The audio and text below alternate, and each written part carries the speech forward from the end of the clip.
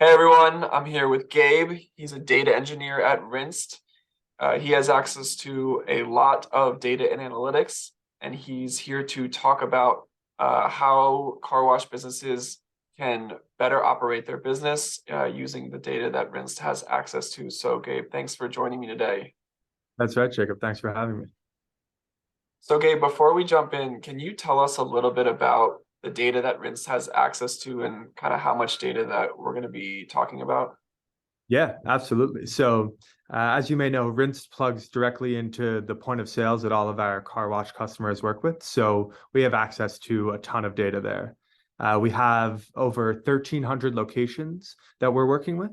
And right now we have almost 4 million active members that we're tracking within our data set. So this is a large data set. And even just saying the number of members, I think understates a little bit because we're looking at their entire wash history. So we're checking out all the times that they visited, all their membership payments, and tracking that kind of in a longitudinal way. So we've got a ton of data on each member and a ton of memberships that we're able to make data and make decisions on.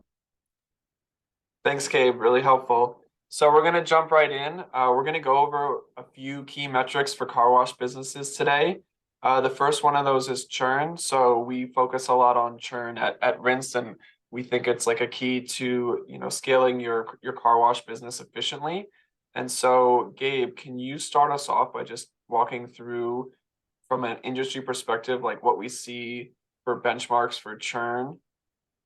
Yeah, yeah, absolutely. And I think you nailed it that churn is half the battle. Obviously part of growing your subscription base is finding new members, but churn is super important because you've gone through the fight to actually get those members. And now the key is to actually keep them around.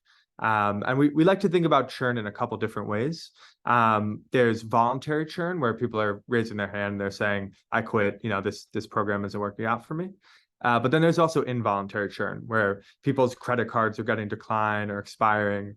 And that's really tough to see, we think, because these aren't people that are dissatisfied with the wash necessarily. These are people that want to stick around and kind of it's out of their control that they're not. So yeah, definitely want to give you some benchmarks that we have. What we're seeing at an overall level is that across all the washes we work with, we have an average of 6.8% monthly churn. So that means every month, washes are losing almost 7% of their members. And when you break it down into that involuntary and voluntary bucket, over half of that churn comes from involuntary churn, almost 4%. And then the rest is that voluntary churn. So, that's kind of the high level benchmark that we look at. And we're also able to kind of drill down a little bit and see kind of where people fit in a bigger distribution if they're curious kind of how well they're operating. Great, thanks, Gabe. And do we see any changes in churn as far as like, is it trending in one way, or do we see any seasonality across car washes? Yeah, that's a great question. Actually, one that we'll have to look into a little bit more. But we definitely have the data there. One thing I can say is that if you kind of want to think about it in a little more kind of specific way, um, if you had a churn rate monthly of 6%, that would put you in the top quarter of our customers, the top 25%. And so, you'd feel pretty good about that. On the other side of things, if you look down and you have a churn rate of 10%, that would put you in the bottom 25%. So 10% is kind of the marker of things are getting towards the kind of lower range of our data set, and maybe there's different ways you could use Rinsed or another tool to kind of improve your churn. That's great. Thanks, Gabe. Really helpful for, I'm sure, for businesses to compare where they're at to that data.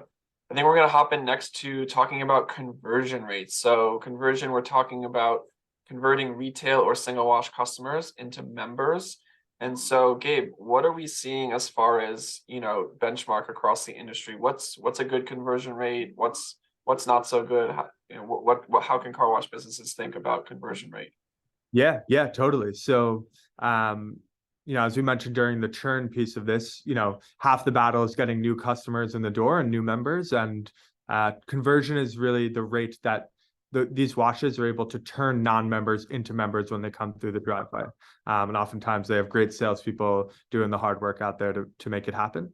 What we're seeing on conversion is that overall, our average is 6.5% conversion across all of the customers that we work with. So if you're able to turn 6.5% of the people that are coming through the driveway into new members, that's great. You're kind of right at the benchmark. But the interesting thing that we're seeing is that this rate is actually improving over time across all the customers that we're working with. And we're not surprised because we've worked with these guys. People are figuring out great techniques and strategies, pricing to improve this number. So in 2020, the average conversion was about 6%. And last month, that's up to 7.5%. So industry-wide, kind of looking at the big picture, we're seeing that washes are better able to turn non-members into members, and we think that's powering a lot of the growth that we've seen in the car wash space. That's really cool. And because every little bit that you can increase that conversion rate will help you continue to scale, because then that membership revenue continues to come in every month. So that's why we focus so much on conversion rate at Rinsed. And then this third KPI we're going to go over is retention, right? So how much are you able to retain the members, month over month?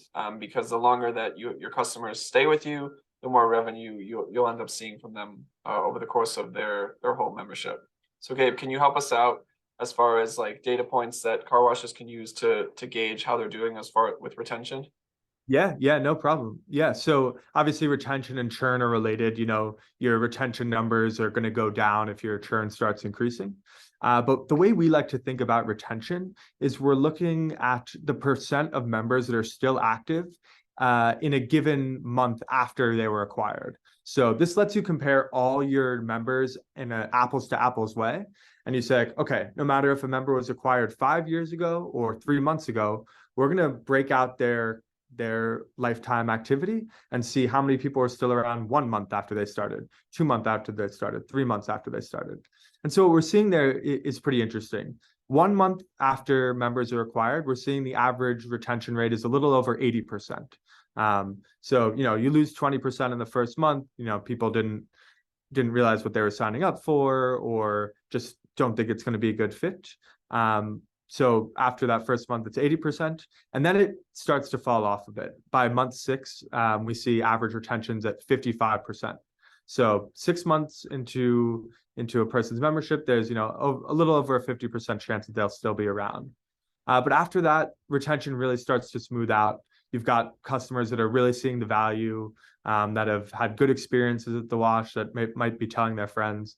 And so things really start to level off after that. And in the long run, tend to settle in like the 30 to 40% range. So we can see that at the beginning of a customer's lifetime, it's really important that you engage with them, send them texts, help them understand the value of the wash, because the longer they stick around, the more it just becomes a habit, and the more they might become a power user, so to speak.